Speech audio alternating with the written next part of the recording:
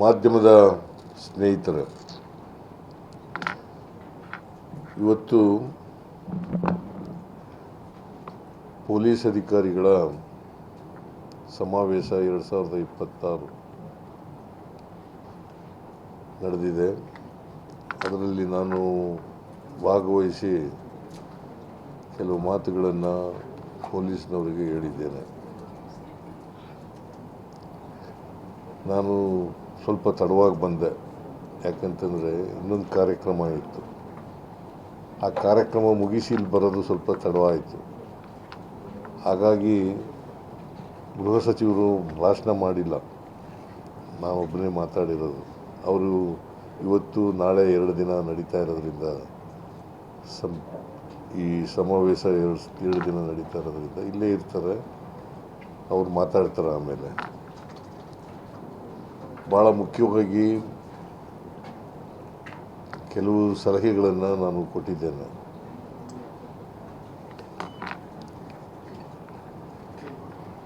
Police ಇಲಾಖೆ ಕೆಲವು ಠಾಣೆಗಳಲ್ಲಿ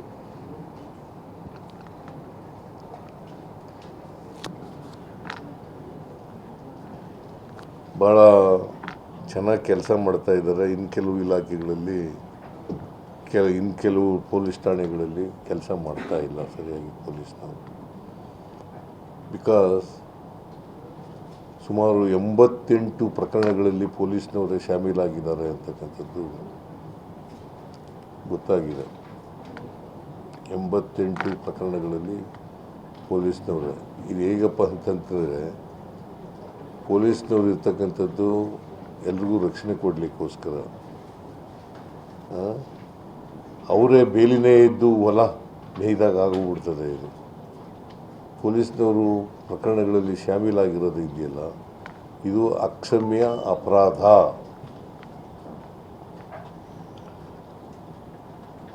ಬರೀ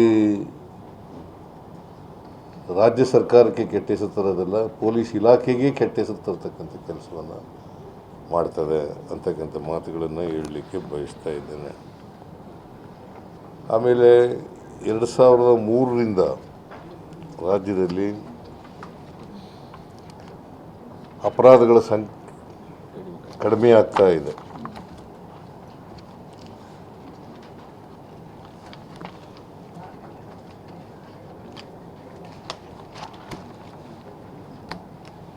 ಈಗ ಕವಿತಾಳ ಅಂತಕ್ಕಂಥ ಪೊಲೀಸ್ ಸ್ಟೇಷನ್ನು ರಾಯಚೂರು ಜಿಲ್ಲೆ ಇಡೀ ದೇಶದಲ್ಲೇ 3ನೇ ಸ್ಥಾನದಲ್ಲಿ ಬಂದಿದೆ. ಅಂದರೆ ಅಂಥ ಒಳ್ಳೆಯ ಪೊಲೀಸ್ ಸ್ಟೇಷನ್ಗಳು ಕೂಡ ಇರ್ತವೆ, ಮತ್ತು ಕೆಟ್ಟ ಪೊಲೀಸ್ ಸ್ಟೇಷನ್ಗಳು ಕೂಡ ಇರ್ತವೆ ಅಂತಕ್ಕಂಥದ್ದು ನಾನು ಭಾಳ ಸ್ಪಷ್ಟವಾಗಿ ಹೇಳಿದ್ದೀನಿ, ಪದೇ ಪದೇ ಹೇಳ್ತಾ ಇದ್ದೀನಿ. ಪೊಲೀಸ್ ಇನ್ಸ್ಪೆಕ್ಟ್ರಿಗೆ, ಸಬ್ ಇನ್ಸ್ಪೆಕ್ಟ್ರಿಗೆ, ಅಲ್ಲಿರ್ತಕ್ಕಂಥ ಪೊಲೀಸ್ನವ್ರಿಗೆ, DYSPಗೆ ಮತ್ತು ACPಗೆ ಅವ್ರಿಗೆ ಗೊತ್ತಿಲ್ಲದೇ ಯಾವ ಅಪರಾಧನೂ ಕೂಡ ನಡೀಲಿಕ್ಕೆ ಸಾಧ್ಯ ಇಲ್ಲ ಅವರ ಜ್ಯೂರಿಸ್ಡಿಕ್ಷನ್ನಲ್ಲಿ. ಅದಕ್ಕೆ ಪೊಲೀಸ್ನವರು ಜಾಗರೂಕತೆಯಿಂದ ಕೆಲಸ ಮಾಡಬೇಕು ಅಂತ ಹೇಳಿದ್ದೇನೆ. ವಿಶೇಷವಾಗಿ ದುರ್ಬಲ ವರ್ಗದವರಿಗೆ ರಕ್ಷಣೆ ಕೊಡಬೇಕು.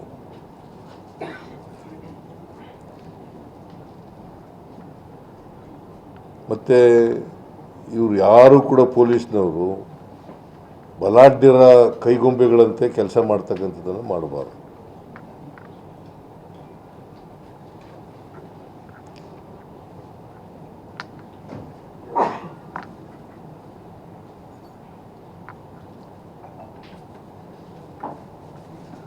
ಈಗ ನಮ್ಮಲ್ಲಿ ಕಳ್ಳತನ, ಸುಲಿಗೆ, ದರೋಡೆ, ಕೊಲೆ ಇಂಥ ಪ್ರಕರಣಗಳು ಕಡಿಮೆ ಆಗ್ತಾ ಇದ್ದಾವೆ.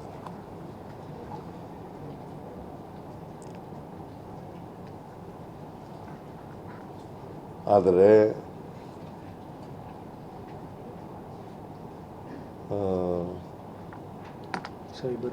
ಸೈಬರ್ ಕ್ರೈಮ್ ಅಂತ ಮತ್ತು ಡ್ರಗ್ಸ್ ಡ್ರಗ್ಸ್ ಅಪರಾಧಗಳು ಕಡಿಮೆ ಆಗ್ತಾ ಇಲ್ಲ. ಯುವ ಜನರು ಇವತ್ತು ಡ್ರಗ್ಸ್ನಿಂದ ಹಾವಳಿ ಆಗ್ತಾ ಇದ್ದಾರೆ. ನಾವು ಕರ್ನಾಟಕ ಸರ್ಕಾರ ಡ್ರಗ್ಸ್ ಮುಕ್ತ ರಾಜ್ಯವನ್ನಾಗಿ ಮಾಡಬೇಕು ಅಂತ ಘೋಷಣೆ ಮಾಡಿದ್ದೀವಿ.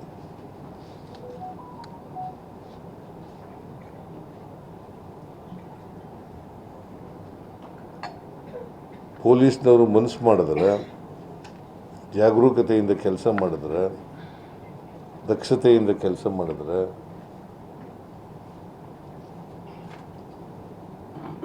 ಡ್ರಗ್ಸ್ ಮುಕ್ತ ರಾಜ್ಯವನ್ನಾಗಿ ಮಾಡ್ಬೋದು.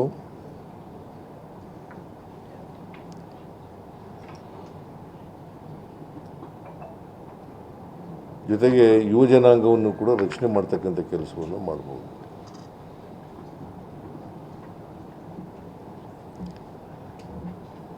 ಈಗ ನಾನು ಹೇಳಿರ್ತಕ್ಕಂಥದ್ದು ಏನಪ್ಪ ಅಂತಂದರೆ, ಡ್ರಗ್ಸು ಮುಕ್ತ ಮಾಡಬೇಕಾದ್ರೆ ಈ ಡ್ರಗ್ಸ್ ಮಾರಾಟ ಮಾಡ್ತಾನಲ್ಲ ಅವನು ವಿಚಾರಣೆ ಮಾಡಿದ್ರೆ, ಅಥವಾ ವ್ಯಸನಿ ಇರ್ತಾನಲ್ಲ ಅವ್ರನ್ನ ವಿಚಾರ ಮಾಡಿದ್ರೆ ಯಾರಿಂದ ಸಪ್ಲೈ ಆಯಿತು ಅಂತಕ್ಕಂಥದ್ದು ಗೊತ್ತಾಗ್ತದೆ. ಮತ್ತು ಪೋಷಕರಿಗೂ ಕೂಡ ಗೊತ್ತಾಗ್ತದೆ.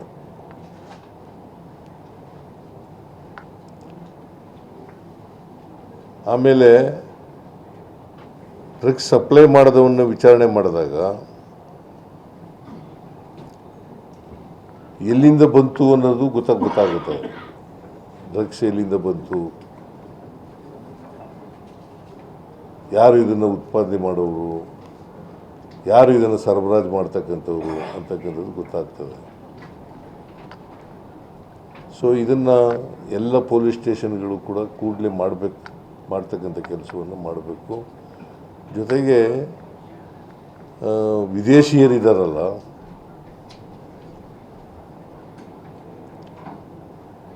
ಅವರನ್ನು ಯಾವುದೇ ಮುಲಾಜಿಲ್ಲದೇ ಅವ್ರ ದೇಶಕ್ಕೆ ಕಳಿಸ್ತಕ್ಕಂಥ ಕೆಲಸವನ್ನು ಮಾಡಬೇಕು.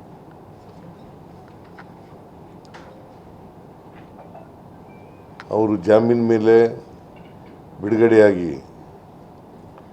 ಈ ದೇಶದಲ್ಲಿ ಉಳಿತಕ್ಕಂಥ ಕೆಲಸ ಮಾಡಿದ್ರೆ ಮತ್ತೆ ಅದೇ ಅಪರಾಧವನ್ನು ಮಾಡ್ತಕ್ಕಂಥ ಸಾಧ್ಯತೆಗಳು ಜಾಸ್ತಿ ಇರ್ತವೆ. ಅದಕ್ಕೋಸ್ಕರ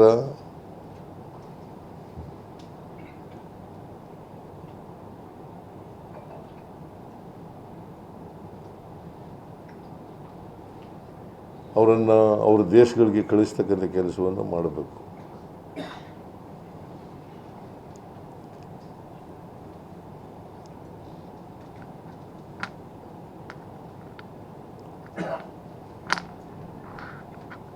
ಈ ಪೊಲೀಸ್ ಸ್ಟೇಷನ್ಗಳಲ್ಲಿ ಇನ್ಸ್ಪೆಕ್ಟರ್ಗಳನ್ನು,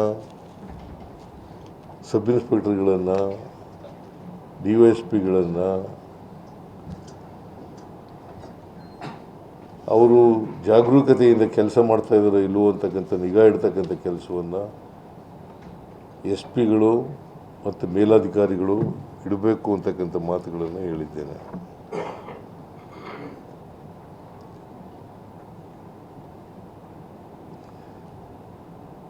ಅವರು ಶಾಮೀಲಾಗದೆ ಹೋದರೆ, ಈಗ ಉದಾಹರಣೆಗೆ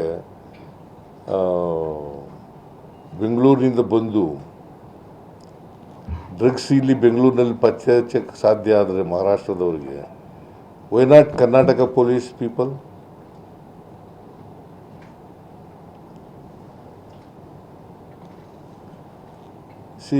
ಮೈಸೂರಿನಲ್ಲಿ ಮೇಲಾಧಿಕಾರಿಗಳು ಇಡಬೇಕು ಅಂತಕ್ಕಂಥ ಮಾತುಗಳನ್ನು ಹೇಳಿದ್ದೇನೆ.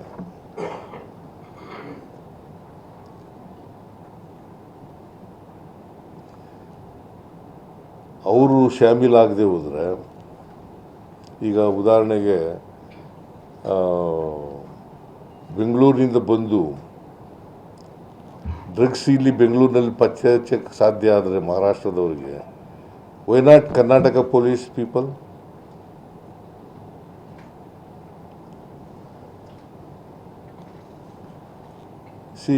ಮೈಸೂರಿನಲ್ಲಿ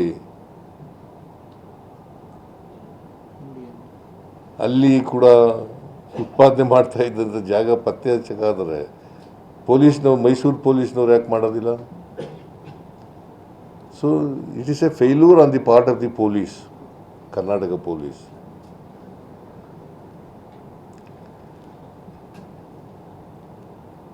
ಅದನ್ನು ತಿದ್ಕೊಳ್ತಕ್ಕಂಥ ಕೆಲಸವನ್ನು ಮಾಡಬೇಕು ಅಂತ ಹೇಳಿದ್ದೀನಿ. ಅದು ಯಾರು ಸಂಬಂಧಪಟ್ಟಂಥ ಪೊಲೀಸ್ನವ್ರು ಇದ್ದಾರಲ್ಲ ಅವ್ರ ಮೇಲೆ ಕಠಿಣವಾದಂಥ ಕ್ರಮ ತಗೊಳ್ಬೇಕು ಅಂತ ಹೇಳಿದ್ದೀನಿ.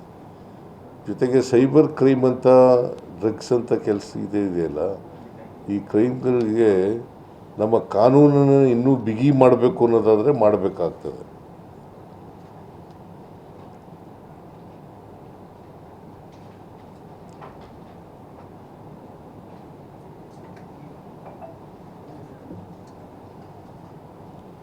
ಹೊಸ ಕಾನೂನು ಮಾಡಬೇಕಾ, ಇರೋ ಕಾನೂನಿಗೆ ತಿದ್ದುಪಡಿ ಮಾಡಬೇಕಾ?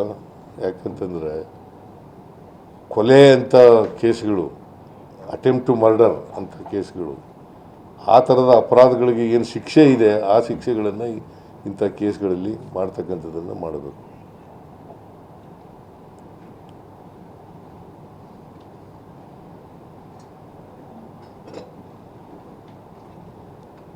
ನಾನು ಜಾಸ್ತಿ ಮಾತಾಡಲಿಕ್ಕೆ ಹೋಗಲಿಲ್ಲ. ಯಾಕಂತಂದರೆ ಎಲ್ಲ ಗೃಹ ಸಚಿವರು ಮಾತಾಡಲಿ ಅಂತೇಳಿ ಮತ್ತೆ ನಾನು ಇವರು ಬೀದರ್ಗೆ ಹೋಗಬೇಕಾಗಿದೆ ನನಗೆ. ಮತ್ತೆ ನಮ್ಮ ಭೀಮಣ್ಣ ಖಂಡ್ರೆಯವರು ಕಾಲವಾಗಿದ್ದಾರೆ, ಅದಕ್ಕೋಸ್ಕರ ಅವರು 5 ಗಂಟೆಗೆ ಕ್ರಿಮೇಷನ್ ಮಾಡಿಬಿಡ್ತಾರಂತ, ಅಷ್ಟರೊಳಗಡೆ ಹೋಗ್ಬೇಕು ನಾನು. ಆ ಕಾರಣದಿಂದ ಜಾಸ್ತಿ ಮಾತಾಡೋಕ್ಕೆ ಹೋಗಲಿಲ್ಲ. ಇಷ್ಟು ವಿಚಾರಗಳನ್ನು ಹೇಳಿದ್ದೇನೆ, ಇನ್ನೂ ಕೆಲವು ವಿಚಾರಗಳನ್ನೆಲ್ಲ ಹೇಳಿದ್ದೀನಿ. ಇವರು ನಮ್ಮ ಹೋಮ್ ಮಿನಿಸ್ಟ್ರು ಅದಕ್ಕೆ ಬೇರೆ ವಿಚಾರಗಳನ್ನೆಲ್ಲ ಪ್ರಸ್ತಾಪ ಮಾಡ್ತಾರೆ ಅಂತಕ್ಕಂಥ ಮಾತುಗಳನ್ನು ಹೇಳ್ತಾ ನಿಮಗೆ ಹೊಸ ವರ್ಷದ ಶುಭಾಶಯಗಳನ್ನು ಕೋರಲಿಕ್ಕೆ ಬಯಸ್ತಾ ಇದ್ದೆ. ಹಾಂ,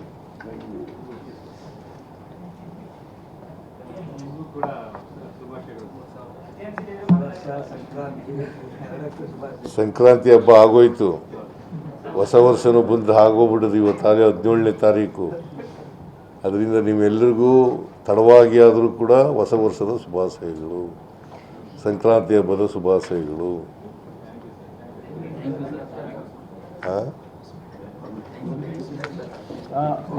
ಆಯಿತು, ಎಲ್ಲರಿಗೂ ಧನ್ಯವಾದಗಳು. ಅಲ್ಲ, ಇನ್ನೂ ಕೇಳಿ ಕೇಳಿ ಕೇಳಿ ಕೇಳಿ ತಾಳಪ್ಪ, ಅವ್ರು ಕೇಳ್ತಾ ಇದ್ದಾರೆ ತಾಳು. ಆಮೇಲೆ ನೀನು ಬರಿತಾ ಇದ್ದೀವಿ ಸಾಗಾಟ ಮಾರಾಟ, ಸಾಗಾಟ ಮಾರಾಟ, ಬರೀ ಅದಕ್ಕೆ ಕೊಂಬೆನೆ ಇಲ್ಲ, ಅದಕ್ಕೆ ಹೇಳಿದ್ದೀನಿ ನಾನು. ಈಗ ಎಲ್ಲಿಂದ ಬಂತು, ಯಾರು ಮಾಡ್ತಾ ಇದ್ದಾರೆ, ಇದನ್ನು ಮೂಲ ಪತ್ತೆ ಹಚ್ಚತಕ್ಕಂಥ ಕೆಲಸವನ್ನು ಮಾಡಬೇಕು ಅಂತ ಹೇಳಿದ್ದೀನಿ.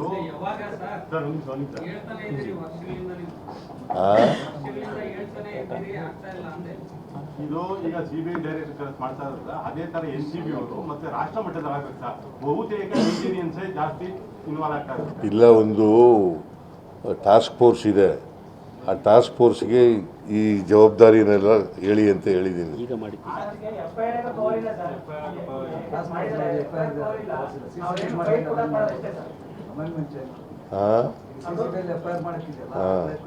ಸರ್, ಈಗ ನೀವು ಮುಖ್ಯಮಂತ್ರಿಗಳ ಸಭೆ ಮತ್ತೆ ಚೀಫ್ ಸೆಕ್ರೆಟರಿ ಸಭೆ ಮತ್ತೆ DG ಸಭೆ ಇರ್ತಲ್ಲ, ಆಲ್ ಇಂಡಿಯಾ ಅಂತ ವಿಷಯದಲ್ಲಿ ಮಾತಾಡಬೇಕು, ಬೇರೆ ರಾಷ್ಟ್ರದಿಂದ ಬರಬಾರ್ದು. ಅದಕ್ಕೆ ನಾನು ಹೇಳಿದ್ದೀನಿ. ಇಲ್ಲ ಇಲ್ಲ ಇಲ್ಲ, ಅದಕ್ಕೆ ಕಾನೂನನ್ನೇ ಬದಲಾವಣೆ ಮಾಡಬೇಕು ಅಂತ ಹೇಳಿದ್ದೀನಿ. ವಿಜ್ಞಾನ ಕಾನೂನನ್ನು ಮಾಡಬೇಕು ಅಂತ ಮಾಡಿದ್ದೀನಿ. ಮುಂದಿನ ಅಸೆಂಬ್ಲಿ ಸೆಷನ್ನಲ್ಲಿ ಮಾಡ್ತೀವಿ. ನಾನು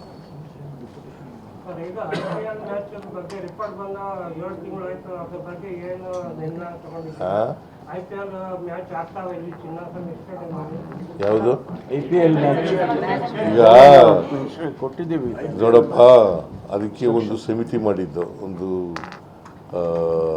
ಪುನಃ ಅವರ ಅಧ್ಯಕ್ಷತೆಯಲ್ಲಿ ಒಂದು ಸಮಿತಿ ಮಾಡಿದ್ದು, ಅವರು ಶಿಫಾರಸು ಮಾಡಿದ್ದಾರೆ. ಆ ಶಿಫಾರಸನ್ನು ಕಂಪ್ಲೈ ಮಾಡಬೇಕು ಅಂತ ಹೇಳಿದ್ದಾರೆ. ನಾವು ಕ್ಯಾಬಿನೆಟ್ನಲ್ಲಿ ಸಬ್ ಕಮಿಟಿ ಮಾಡಿದ್ದೀವಿ, ಅದರ ಅಧ್ಯಕ್ಷತೆಯನ್ನು ಅದರ ಇವರ ಗೃಹ ಸಚಿವರ ಅಧ್ಯಕ್ಷತೆಯಲ್ಲಿ ಮಾಡಿದ್ದೀವಿ. ಅವ್ರ ಜೊತೆ ಮಾತಾಡ್ತಾ ಇದ್ದಾರೆ. ಅವರು ಕಂಪ್ಲೇಂಟ್ ಮಾಡಿದ್ದಾರೆ. ಲಾಂಗ್ ಟರ್ಮು, ಶಾರ್ಟ್ ಟರ್ಮು ಇಂಥ ಶಿಫಾರಸುಗಳಿದ್ದಾವೆ. ಆ ಶಾರ್ಟ್ ಟರ್ಮ್ಗಳೆಲ್ಲ ಕೂಡಲೇ ಮಾಡಬೇಕು, ಲಾಂಗ್ ಟರ್ಮ್ನೆಲ್ಲ ಮಾಡಬೇಕಾಗ್ತದೆ. ಅವರು ಅಂಡರ್ಟೇಕ್ ಮಾಡ್ಕೊಂಡ್ರೆ ಅವ್ರಿಗೆ ಮಾಡಿ ಅಂತ ಹೇಳಿದ್ದೀನಿ. ಆದರೆ ರೆಕಮೆಂಡೇಷನ್ಸ್ನ ಕಂಪ್ಲೇಂಟ್ ಮಾಡಲೇಬೇಕು. ಪುನಃ ಅವರ ವರದಿ ಶಿಫಾರಸುಗಳಿದ್ದಾವಲ್ಲ, ಆ ಶಿಫಾರಸುಗಳನ್ನು ಜಾರಿ ಮಾಡ್ತಕ್ಕಂಥ ಕೆಲಸ ಮಾಡಲೇಬೇಕು.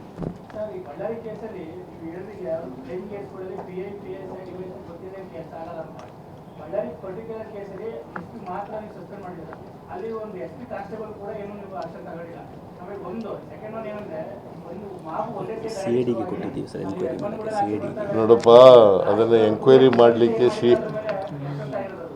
CID ಕೊಟ್ಟಿದ್ದೀವಿ, ವಹಿಸಿದ್ದೀವಿ. ಅದನ್ನು ನಮಗೂ ಗೊತ್ತು ಸರ್, ನಾವು ಬರ್ತಿದ್ದೀವಿ. ಹೇಳಿದ್ದೀವಲ್ಲ, ಈಗಾಗಲೇ CID ಕೊಟ್ಟಿದ್ದೀವಿ ಅಂತ ಹೇಳಿದ್ದೀವಿ. CID ಅವರು ಎಂಕ್ವೈರಿ ಮಾಡ್ತಾರೆ. ಅದಕ್ಕೆ ಒಂದು ಇಂಡಿಪೆಂಡೆಂಟ್ ಬಾಡಿ ಎಂಕ್ವೈರಿ ಮಾಡಬೇಕು ಅಂತ ಹೇಳಿದ್ದೀವಿ. ಬಿಕಾಸ್ ಪೊಲೀಸ್ನವ್ರು SP ಯಾಕೆ ಸಸ್ಪೆಂಡ್ ಮಾಡಿದೆ ಅಂತಂದರೆ, ಅವರು ಜಾಗರೂಕರಾಗಿ ಇರಲಿಲ್ಲ. ಅವತ್ತೇ ಚಾರ್ಜ್ ತಗೊಂಡಿದ್ರು. ಅವರು ಅಲ್ಲಿ ಅದು ಸೂಕ್ಷ್ಮವಾದಂಥ ಪ್ರದೇಶ, ಬಳ್ಳಾರಿ, ಮಂಗಳೂರು ಇದೆ.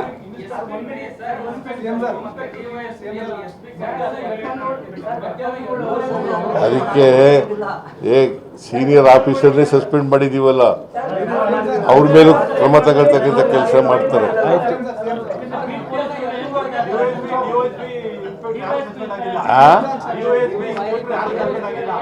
ಎನ್ಕ್ವೈರಿ ರಿಪೋರ್ಟ್ ಬಂದ್ಮೇಲೆ ಎಲ್ಲ ಎಂಕ್ವೈರಿ ರಿಪೋರ್ಟ್ ಬಂದ್ಮೇಲೆ ಮಾಡ್ತೀವಿ. ಅಲ್ಲಲ್ಲ, ಎನ್ಕ್ವೈರಿ ರಿಪೋರ್ಟ್ ಬರಲಿ, ಎಲ್ಲರ ಮೇಲೂ ಕ್ರಮ ತಗೋತೀವಿ. ಯಾರ್ಯಾರು ತಪ್ಪಿತಸ್ಥರಿದ್ದಾರೆ ಅವ್ರ ಮೇಲೆಲ್ಲ ಕ್ರಮ ತಗೋತೀವಿ. ಧನ್ಯವಾದಗಳು. ಅರೆಸ್ಟ್ ಮಾಡ್ತಾರೆ. ರಾಜೀವ್ ಕೂಡ ಸಿದ್ಧಘಟ್ಟ ಮೇಲೆ ಗಲಾಟೆ ಅವರು ತಲೆ ಮಾರಿಸ್ಕೊಂಡಿದ್ದಾರೆ. ಕಾನೂನು ಪ್ರಕಾರವಾಗಿ ಕ್ರಮ ತಗೊಳ್ಳಿ ಅಂತ ಹೇಳಿದ್ದೀನಿ. ಕಾನೂನು ಪ್ರಕಾರ ಕ್ರಮ ತಗೊಳ್ಳಿ. ಯಾರು ಕಾನೂನಿಗಿಂತ ಮೇಲೂ ಇಲ್ಲ, ಕೆಳಗಡೆನೂ ಇಲ್ಲ. ಕಾನೂನು ಪ್ರಕಾರ ಕ್ರಮ ತಗೊಳ್ಳಿ. ಅವ್ರು ಯಾವ ನಮ್ಮ ಪಾರ್ಟಿಯವರಾಗಲಿ, ಯಾವ ಪಾರ್ಟಿಯವರಾಗಲಿ. ಅವ್ರನ್ನೂ ಹಿಡ್ದಾಕ್ತೀವ್ರಿ. ಈಗ